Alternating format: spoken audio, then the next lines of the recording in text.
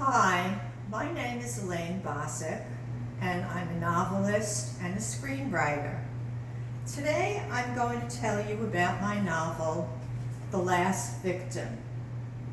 This is a literary saga about a Jewish American family. It begins in 1943 on the streets of Brooklyn, New York, where the Rothman family lives. Sophie Rothman, the mother of three, is my antagonist. She dominates her family, and Sophie is obsessed with hoarding money. But Sophie's obsession is not an ordinary one. It's very twisted. She can't even spend money on small things to make her life and her family's life better.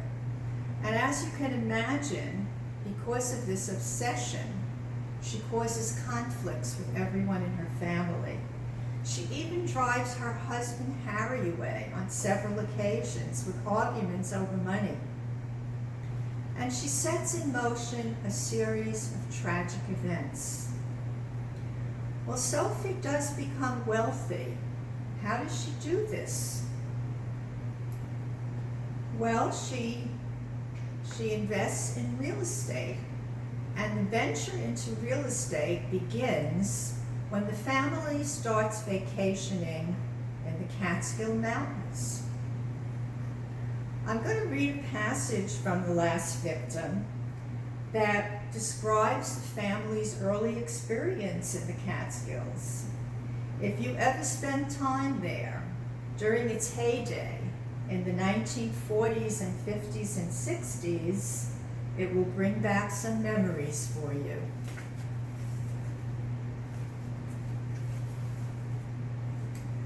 The summer of 1944 suffocated Brooklyn with its oppressive humidity and relentless heat.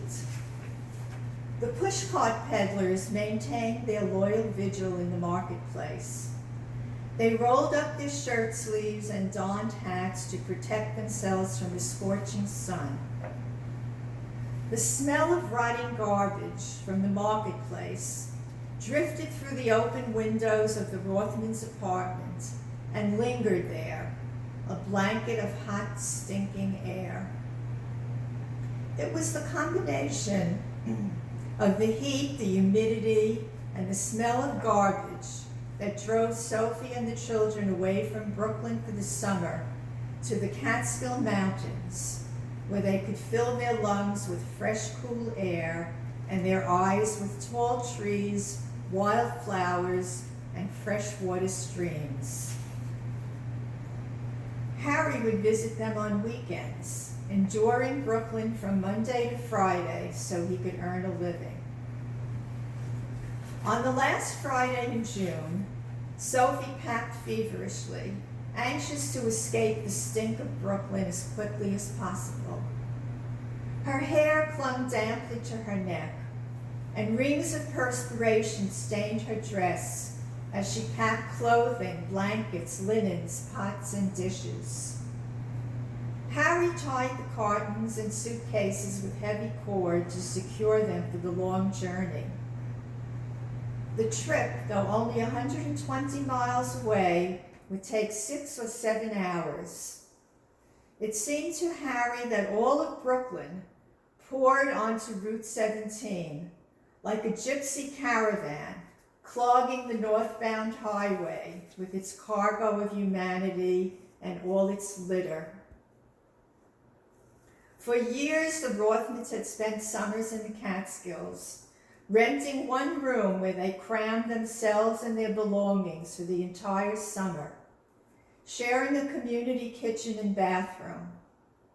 They always returned to the same place, renting the same room from Solly Ahrenheim, who offered rooms for rent in a large gray country house, or an entire bungalow if you could afford it.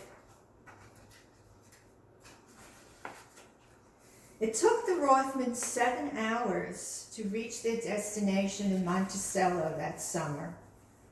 The back of the station wagon was stuffed with bedding, pots and pans, shopping bags, and cartons. The children sat atop the bedding, singing songs and playing word games for hours until they reached the halfway mark, the Red Apple Rest, a landmark stopover for weary city refugees.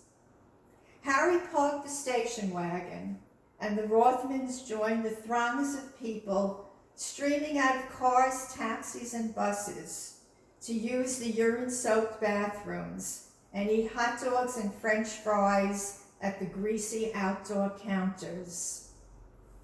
After a brief rest, the family had to endure 3 more hours of snail-paced travel and a flat tire before arriving at Aronheim's bungalow colony in Monticello. Ah, smell that fresh air. Sophie inhaled deeply as she emerged from the car in her perspiration-soaked dress. So now you have a picture of the Rothmans' experience in the Catskills, and maybe it brought back some memories for you. Well, after spending many summers in the Catskills, the Rothmans began to buy property there, build a bungalow colony, invest in hotels, and their real estate empire was launched. And as the story unfolds, the reader will learn about Sophie's big lie early in her marriage to Harry. On one occasion, early in their marriage, when Sophie drove Harry away with arguments over money, and he was gone for 2 years, Sophie's loneliness led her into a secret affair. And when her lover left, she discovered she was pregnant.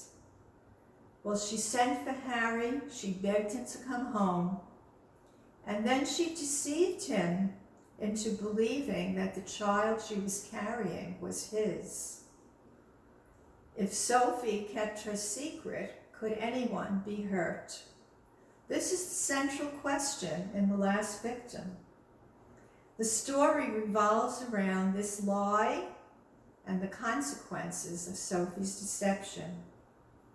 I hope you get a chance to read The Last Victim and meet the characters who conflict with each other and create a drama that is sure to surprise you. Okay.